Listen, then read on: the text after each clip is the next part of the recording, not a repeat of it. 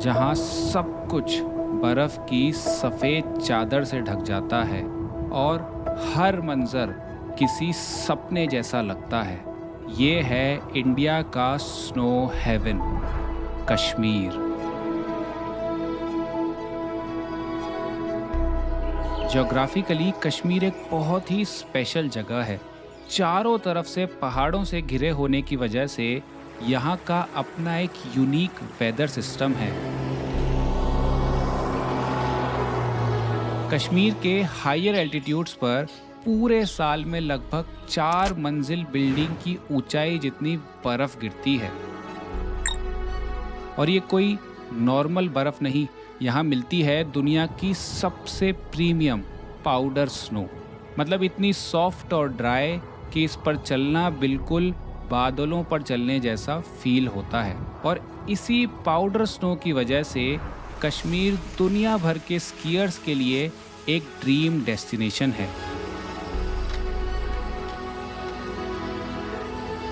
आखिर वो ऐसी क्या खास बात है जो कश्मीर को इतना स्पेशल बनाती है? इस सवाल का जवाब ढूंढने, साथ ही कश्मीर को अपनी लाइफ में पहली बार एक्सपीरियंस करने और यहाँ की मैजिकल स्नोफॉल देखने की ख्वाहिश लिए मैं इंडिया के स्नो हेवन कश्मीर आया हूँ।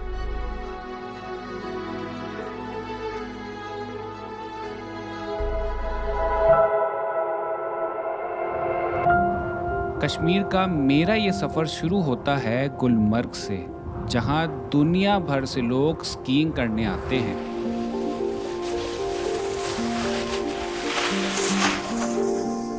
पर मैं गुलमर्ग एक ऐसे मैजिकल नज़ारे की तलाश में आया हूँ जो पूरी दुनिया में बहुत रेयर है। और उस नज़ारे तक पहुँचने का रास्ता है यहाँ की famous cable car, Gulmarg gondola. Town के बेस से शुरू होकर इसका पहला स्टॉप आता है फेज 1। बादलों को चीरते हुए ऊपर बढ़ती ये राइड लिटरली एक स्टेयरवे टू हेवन है, जो हमें सीधा 13,000 फीट की ऊंचाई पर बने फेज 2 अफरवट माउंटेन ले जाती है।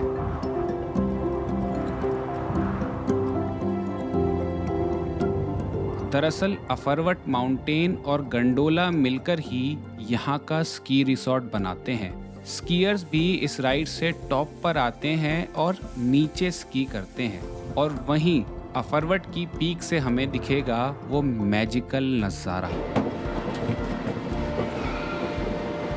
This is my first time, और जो पहले 5 सेकंड चढ़ रही है ना ऊपर, उसी में फील आ गई है। मैं तो ये सोच रहा हूँ जब ऊपर जाएंगे तो क्या ही नज़ारे होंगे, मजा आएगा वैसा। मतलब मेरा दिल जो है ना बड़ा खुश हो गया। जो बचपना होता है ना दिल के अंदर का, वो बाहर निकल के आ गया पहले 10 सेकंड में ही। चलो मजा आएगा, एंजॉय द व्यूज।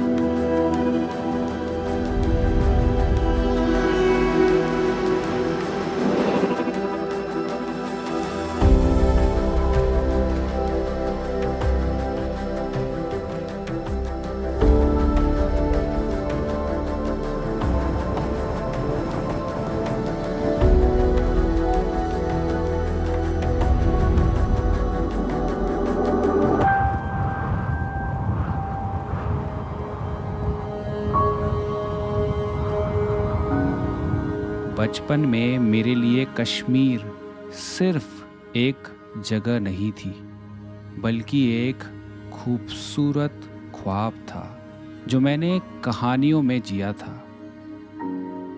उस बच्चे के लिए ये इतनी खूबसूरत जगह थी कि यकीन ही नहीं होता था कि ये ख्वाब सच भी हो सकता है।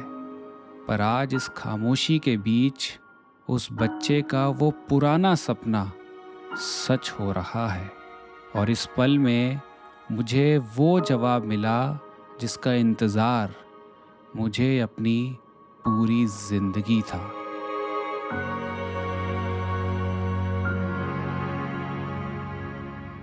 दोस्तों, मैं अभी गुलमर्ग का जो गंडोला फेज़ 2 है उससे उतरा ही हूँ, और उतरते ही ऑक्सीजन की कमी फील होती है।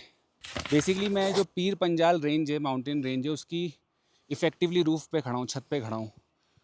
तो सी लेवल के कंपैरिजन यहाँ about 35 to 40% less oxygen available होती है, तो ब्रीदिंग में प्रॉब्लम आती है, चलने में, बात करने में। अब मैं यहाँ से ना ऊपर की तरफ 25-30 मिनट की हाइक करना चाहता हूँ और आपको एक बहुत ही मैजिकल चीज़ दिखाना चाहता हूँ। फिंगर्स क्रॉस्ड, मौसम थोड़ा खुल जाए, अभी थोड़ा सा हेजी है, थोड़ा सा खुल जाए तो जो मैजिकल चीज़ मैं आपको दिखाना चाहता हूँ वो दिखेगी। Let's go.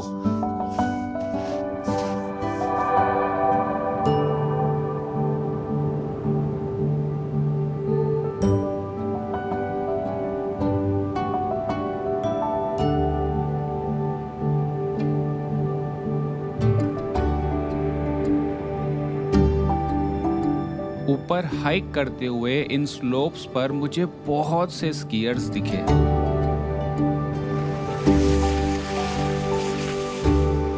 उन्हें बर्फ पर ग्लाइड करते देख एक पल के लिए लगा, काश मैं भी एक्सपीरियंस कर पाता। अगली बार गुलमर्ग आना हुआ तो पक्का स्कीइंग सीखने आऊंगा। वैसे यही मेरी मुलाकात एक अमेजिंग स्कीयर से भी हुई। अच्छा श्रेयस भाई, मैं मतलब बहुत सारे स्कीयर्स को नीचे उतरते हुए देख रहा हूँ, और एक फीलिंग जो मुझे फील हुई उनको देखते हुए वो ये कि मतलब skiing is close to flying. बिल्कुल बिल्कुल, like it was very close to flying. Like when you're going at that speed, it's like everything goes numb and like it's like you're in the air. And but एक डर भी रहता है थोड़ा सा कि because once you catch a toe edge or heel edge, तुम उड़ के गिर सकते हो। So वो डर भी है, एड्रेनलिन भी है, but it's like it's so fun.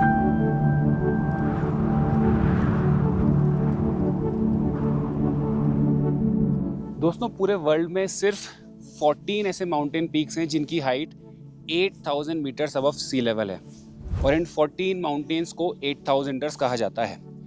मेरे पीछे बादलों से गिरा है एक मैसिव वाइट पिरामिड, जो सिर्फ एक माउंटेन नहीं, एक लेजेंड है। प्लेनेट अर्थ का 9th हाईएस्ट पीक। इस मैजेस्टिक माउंटेन का नाम है नंगा पर्वत।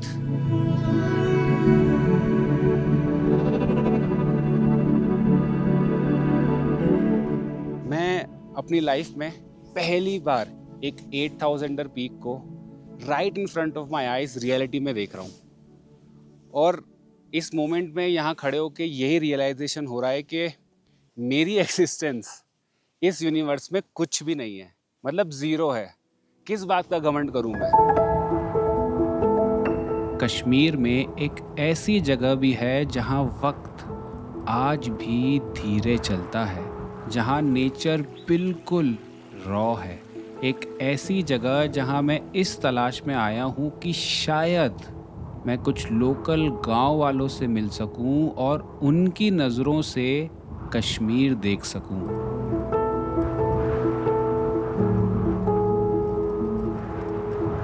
सोनमर्ग पहुंचते ही कुदरत ने मुझे एक ब्यूटीफुल सरप्राइज दिया।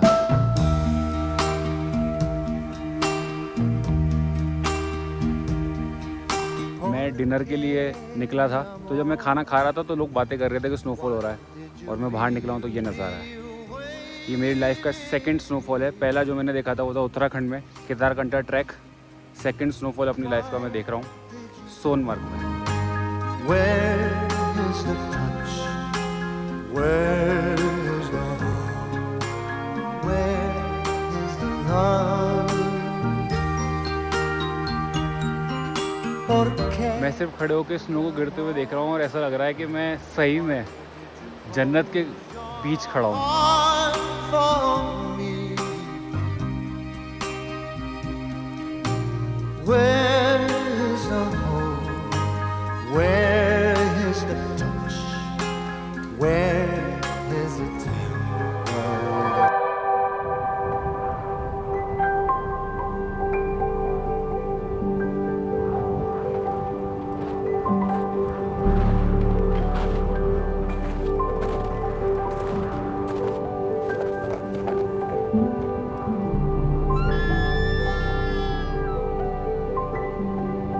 तो दोस्तों, मेरे पीछे जो आप देख रहे हो वो है सोनमर्ग का थजवस ग्लेशियर। इसकी height around 2800 metres above sea level है, और मेरे राइट साइड में एक वैली पड़ती है। तो थजवस ग्लेशियर उस वैली में भी एक्सटेंड होता है। तो बेसिकली ये एक वैली ग्लेशियर है।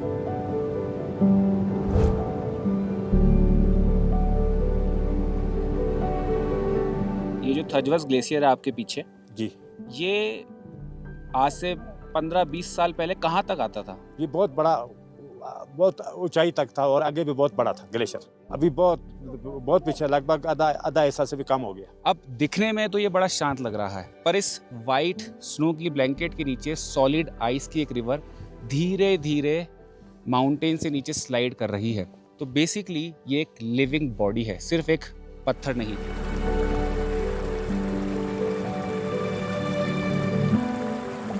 यहाँ के लोग इसे वाइट गोल्ड कहते हैं, सफ़ेद सोना, क्योंकि ये पानी का बैंक अकाउंट है उन लाखों लोगों के लिए जो कश्मीर वैली के नीचे के इलाकों में रहते हैं। पर अनफॉर्चुनेटली मदर नेचर हर साल इसमें जितना क्रेडिट करती है उससे ज़्यादा हम हर साल इससे विड्रॉ कर रहे हैं।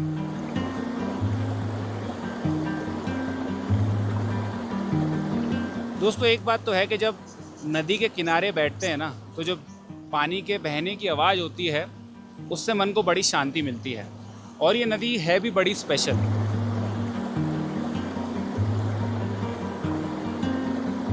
आज से कई हज़ारों साल पहले जो यहाँ के ट्रेडर्स थे वो सिल्क और मसालों को यहाँ से सेंट्रल एशिया तक लेके जाते थे। बेसिकली ये है सोनमर्ग की सिंध रिवर। और उन ट्रेडर्स के लिए ये नदी एक रोड की तरह काम करती थी। वो इस नदी के डायरेक्शन को पकड़कर यहाँ से लद्दाख और फिर सेंट्रल एशिया पहुँचते थे। और जो सोनमर्ग का मेरे सामने थजवस ग्लेशियर है उसका पानी पिघलकर इस नदी में मिलता है।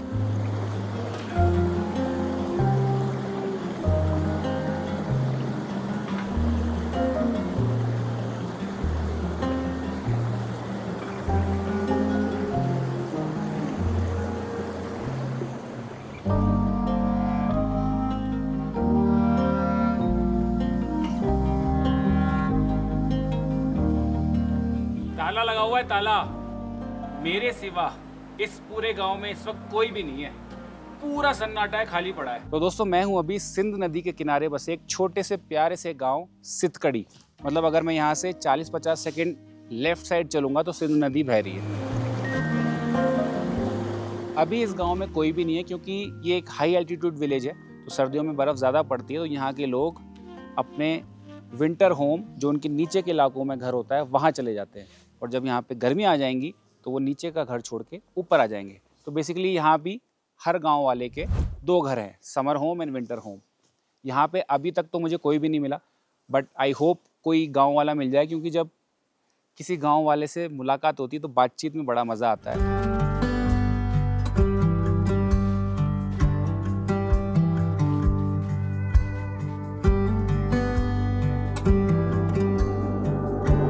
भाई मैं चल रहा था और चलते चलते मैं यहाँ तक धंस चुका हूँ। अपने आप पैसे आ रही है भाई। आ गया। नीचे तो आओ, बात करेंगे। बात करेगा, रुको। हाँ आ जाओ, आप भी आ जाओ। क्या नाम है आपका? यासिर। हैं? यासिर। हाँ। आपका? अयान। और आपका? खुशबू। जूता उतार दूँ? जूता लगा के आ जाऊँ? तो सर ने मुझे चाय के लिए इनविटेशन दिया और चाय के लिए मैं कभी मना नहीं करता। देखो चलो।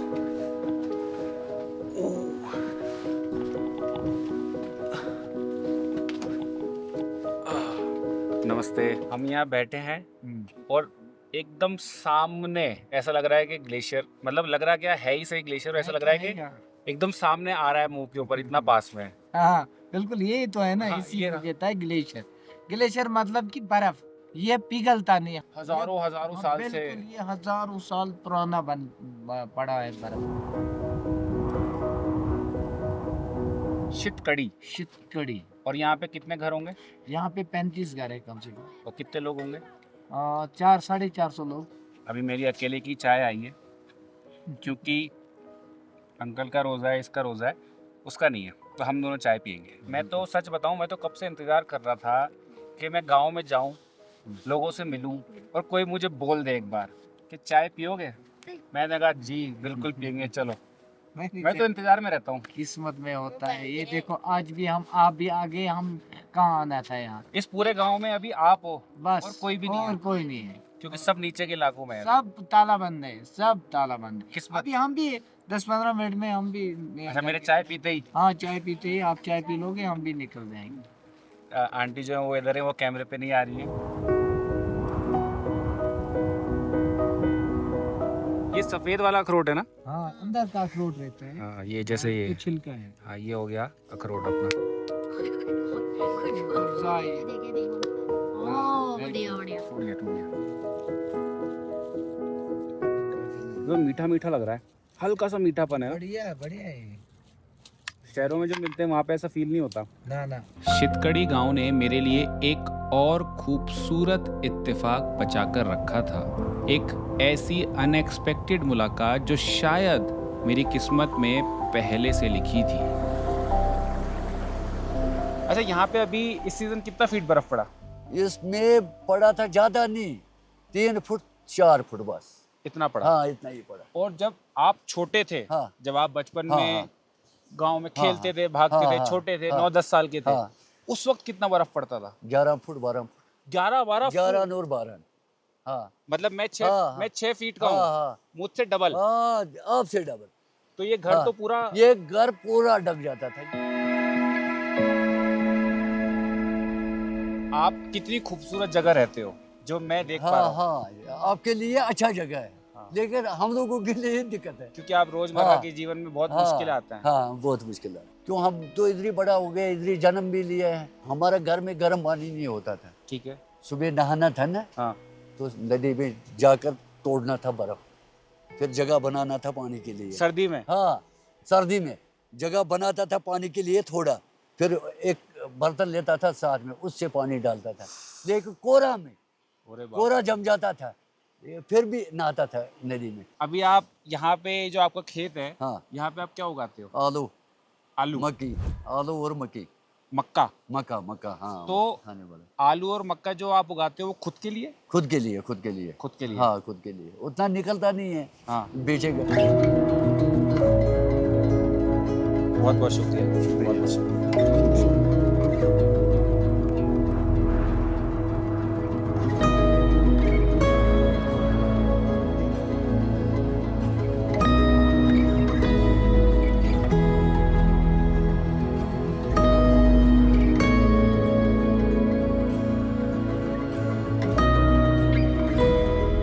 कहा जाता है कि शहरों में खुशियों की कीमत होती है, पर इन पहाड़ों में आकर लगता है जैसे असली सुकून इन हवाओं में बिल्कुल आज़ाद बहता हो। सोनमर्ग में मुझे कश्मीर के सिंपल जीवन की एक खूबसूरत झलक मिली, और अब कश्मीर की इस यूनिक लाइफस्टाइल को थोड़ा और करीब से समझने के लिए मैं आया हूँ पहलगाम। आपका क्या नाम है? मेरा नाम जुम्मत है। तो जुम्मत जो है वो यही गांव का रहने वाला है ना, लारी बोरा का।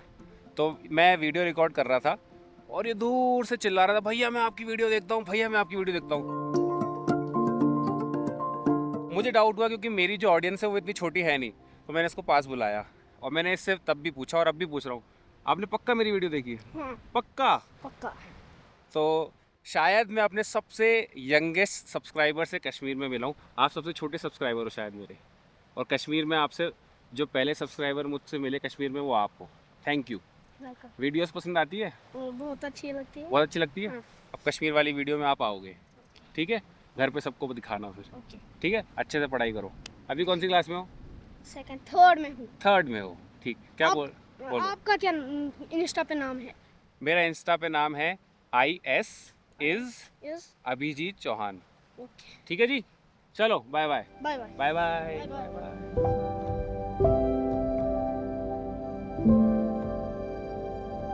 मैंने जैकेट पहना हुआ है, फिर मैंने 2 अंदर और लेयर पहना हुआ है। और पहना है। अच्छा मुझे फिर भी जब हवा चलती है तो ठंड लगती है। अच्छा। और आपने सिर्फ ये एक अंदर शर्ट पहनी हुई है और एक बाहर ये गाउन, ये कोट- फैरन, फैरन। फेरन बोलता है इसको। फेरन बोलते हैं। फेरन बोलते हैं इसको। आपको इसमें ठंड नहीं लगती? क्यों, इसमें क्यों ठंड लगेगा, किस लिए लगेगा ठंड? ये तो हमारे पास पतला सा है बस। लगता है आपको पतला, लेकिन ये अच्छा लगता है हमको। ये ऊन का बनता है। और जब -15 -20 टेम्परेचर जाता है तब भी आप यही पहनते हो? हमारे पास कांगड़ी होता है ना।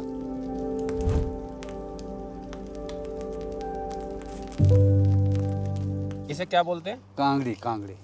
और इसके अंदर आप कोयला डालते हो? कोयला डालते हैं। अच्छा, फेरन के अंदर ले लेते हो? ऐसे लेते हैं, ऐसे, ये देखो ऐसे लेते हैं। हो गया काम। आपको कभी डर नहीं लगता कि वो नहीं, कपड़े कुछ को आग पकड़ ले? नहीं नहीं, कुछ नहीं पकड़, कुछ नहीं। समझो इसके अंदर, बेल्ट के अंदर, इसके अंदर डालते हो? हाँ, तो फिर कहाँ भी चलना होगा तो चलेगा आदमी। तो मतलब एक तरह से पर्सनल हीटर है ये, समझा, हीटर साथ लेके चलते रहते हो? बिल्कुल, जहाँ भी कुछ काम होगा तो लेके। तो आपका सर्दियों का साथी है ये साथी है हमारा। अच्छा, मैं जो समझ पाया हूँ लॉजिकली वो ये कि जैसे ये लूज है गाउन की तरह, कोट की तरह, हाँ। तो क्योंकि ये लूज है और ये अंदर कांगड़ी डाल देते हैं, हाँ। तो अंदर की गर्मी वो जो कांगड़ी की होती है, हाँ। वो बंद जाती है। वो ये तो कुदरती बन जाते हैं इसमें, ट्रैप हो जाती है फेरन के अंदर। तो बिल्कुल। ये इनकी बॉडी हमेशा गर्म रहती है। ये बॉडी गर्म रहता है, मतलब इसको ठंड का जरूरत नहीं है, उतना लगता है इस।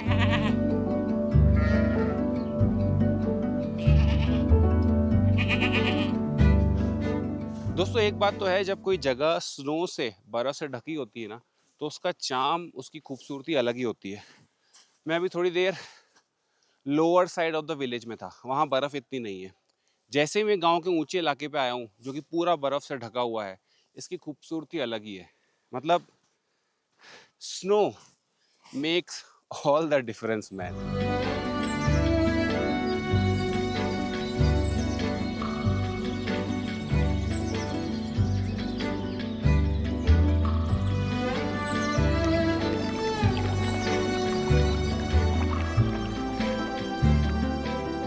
पहलगाम और इसके आसपास के गांव से होकर बहती है ये खूबसूरत लिदर नदी, जो घर है यहाँ की फेमस ट्राउट फिश का।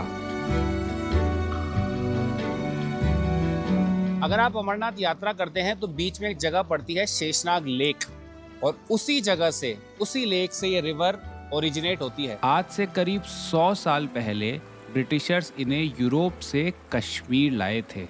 लिदर का ये ठंडा, ऑक्सीजन से भरा पानी इनके लिए एकदम परफेक्ट है, और आज कश्मीर की ट्राउट वर्ल्ड फेमस है। अब यहाँ मैं आ तो गया हूँ शॉट लेने बीच में, होपफुली यहाँ से अच्छे से निकल जाऊँ, क्योंकि अगर मैं यहाँ गिरा और कपड़े गीले हुए तो जीवन के आनंद यहीं आ जाएंगे मुझे।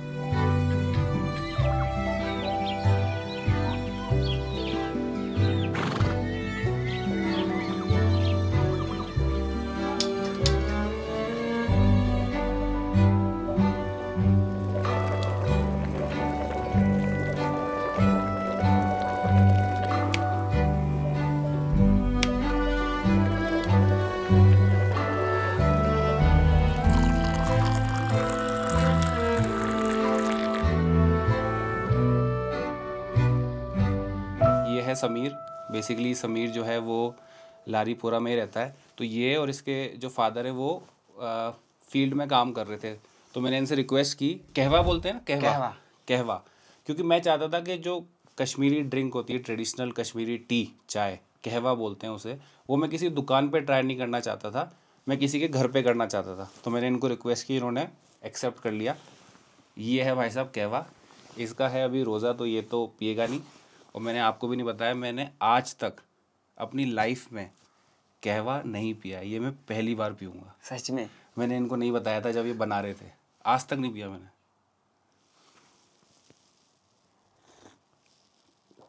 कैसा है भाई साहब?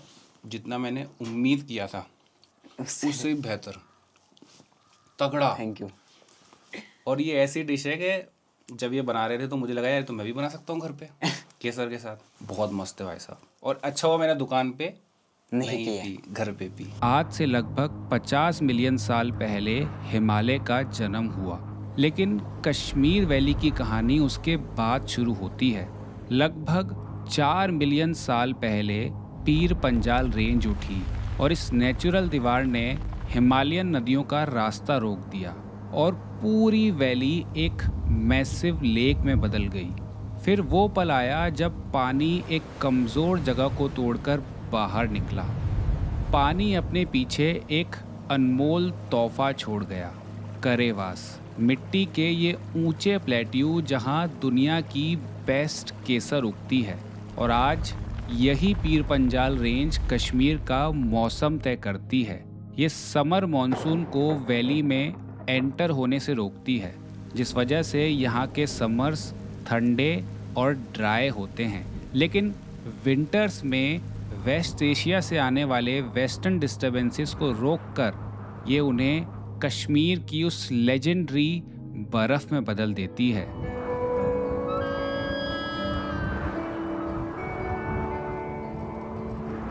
एक ऐसी चीज़ कश्मीर के बारे में जो आपके दिल के बेहद करीब है, जो आपको सबसे ज़्यादा पसंद है कश्मीर के बारे में।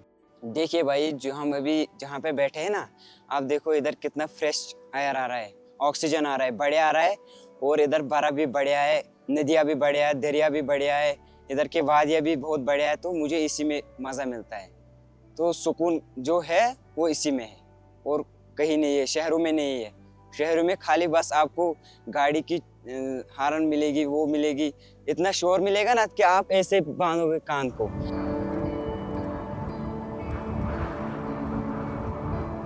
देखो भाईजान, मैं गाँव का आदमी हूँ। एक दूसरे के हम मदद करते हैं, हमको सबसे बढ़िया पसंद वही है। एक दूसरे के काम आते हैं, ऐसा समझो। वो हमको पैसे से अच्छा वही किसी के साथ मदद करेगा ना, पैसे से वही अच्छा हमको लगता है। पैसा का हमको कोई टेंशन नहीं होता है। अगर एक दूसरे के काम आएंगे वही सबसे बढ़िया, वही सबसे अहमियत रखते हैं। लेकिन मेरी गुजारिश है, सबके साथ अच्छे से चलो, प्रेम से चलो। बाकी शुक्रिया, थैंक यू, धन्यवाद आपका भाईजान। Good morning.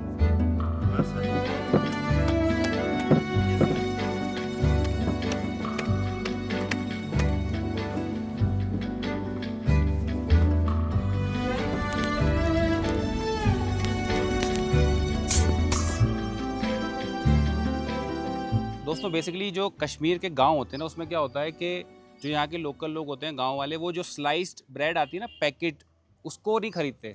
ये लोग फ्रेश, जो इनकी बेकरी होती है जिसे तंदूर बोलते हैं, कश्मीरी बेकरी, वहाँ से ये लोग सुबह शाम एकदम फ्रेश ब्रेड खरीदते हैं और खाते हैं। इन ट्रेडिशनल बेकरीज को आप गांव का न्यूज़ रूम कह सकते हैं। ठिठुरती हुई ठंड में लोग फ्रेश ब्रेड का इंतज़ार करते हुए तंदूर पर हाथ सेकते हैं और इस गर्माहट के बीच छिड़ती हैं बातें, मौसम के हाल से लेकर गांव की हर छोटी बड़ी खबर तक। मेरे हाथ में अभी है, इसे बोलते हैं गिरदा। मैं पहली बार ही खा रहा हूँ। ये बेसिकली जो ब्रेड है, इसको यहाँ के लोग चाय, दूध, कहवा उस सब के साथ खाते हैं। मैं ऐसे ही टेस्ट कर रहा हूँ।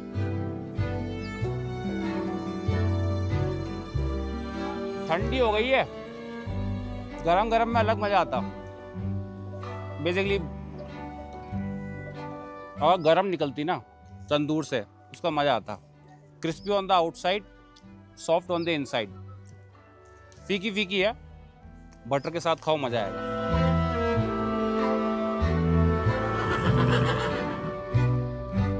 दोस्तों मैं जब से पहलगाम आया हूँ, मैं इस चीज़ को ढूंढ रहा था। पूरा दिन मैं घूमा और शाम को जाके मुझे ये मिला है। बेसिकली ये एक ट्रेडिशनल कश्मीरी आर्किटेक्चर स्टाइल का घर है। लगभग ये 100 साल पुराना है और जिस आर्किटेक्चर पे ये बना है उसे लोकल लैंग्वेज में धज्जी दीवारी बोलते हैं। बेसिकली अगर आप मेरे ऊपर देखोगे तो टिम्बर वुड है और उसके आसपास ईंट लगाई गई है। इस आर्किटेक्चर को धज्जी दीवारी बोलते हैं। अब ये खास क्यों है भाई? एक तो ये सर्दी से बचाता है क्योंकि इसमें मिट्टी का भी इस्तेमाल होता है, तो सर्दी में ये गर्मी वाला इफेक्ट देता है, ठीक है। दूसरा, ये अर्थक्वेक रेजिस्टेंट है। बेसिकली जो पुराने लोग थे उन्होंने इतना दूर का सोचा हुआ था और उन्होंने ये आर्किटेक्चर बनाया ताकि जब भी झटके आए अर्थक्वेक के, तो ये जो आर्किटेक्चर है ये स्वे करता है। कॉन्क्रीट की तरह सॉलिड नहीं है जो क्रैक कर जाएगा। ये अर्थक्वेक के झटके में स्वे करेगा और बचा रहेगा। दोस्तों कश्मीर ये मेरा पहली बार था और जो भी मैंने बचपन में किताबों में पढ़ा था, इसके बारे में टीवी पे देखा था, कश्मीर उससे भी ज़्यादा खूबसूरत है। और इन खूबसूरत पहाड़ों के बीच खड़े होकर मुझे एक अजीब सा एहसास हुआ। इतने बड़े यूनिवर्स और नेचर के विशाल रूप के आगे आखिर मेरा वजूद है ही क्या। पर हैरत की बात यह है कि खुद को इतना छोटा पाने में भी एक गहरा सुकून है। मेरी सारी उलझनें, मेरा अहंकार, जिंदगी की रोज की दौड़ इन खामोश वादियों के सामने आकर बेमानी सी लगने लगी। इस जन्नत को अपनी आंखों से देख पाना अपने आप में एक बहुत बड़ा तोहफा है। बचपन में जो कश्मीर मैंने देखा था वो बिल्कुल परफेक्ट था, लेकिन असली कश्मीर हसीन होने के साथ साथ थोड़ा कठिन और थोड़ा बेपरवाह भी है। और शायद यही बात इसे इतना स्पेशल बनाती है। मेरा ख्वाब हसीन था, पर मुकम्मल ये हकीकत है।